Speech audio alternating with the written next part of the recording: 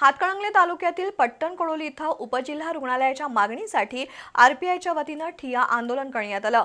पट्टण कोडोली प्राथमिक आरोग्य केंद्रात पट्टण कोडोलीसह तळणगे, इंगळी, रुई, चंदूर, सांगवडे, वसगडे या गावातून मोठ्या संख्येनं रुग्ण येतात।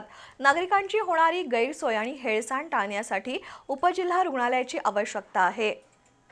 हातकणंगले तालुक्यातील पट्टण कोडोली इथं जिल्हा परिषद आरोग्य विभागाचा आयुष्मान भारत आरोग्य वर्धिनी केंद्र आहे। या आरोग्य केंद्रात दररोज शेकडो रुग्ण तपासणी आणि औषध उपचारासाठी येतात।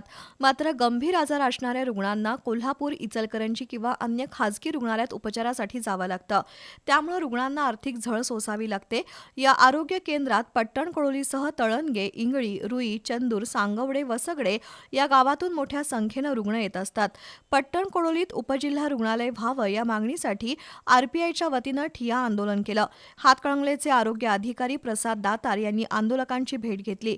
8 दिवसात कागदपत्रांची पूर्तता करून आरोग्य मंत्र्यांकडे पाठपुरावा केला जाईल असं आश्वासन त्यांनी दिलं। त्यानंतर ठिय्या आंदोलन मागे घेण्यात आलं।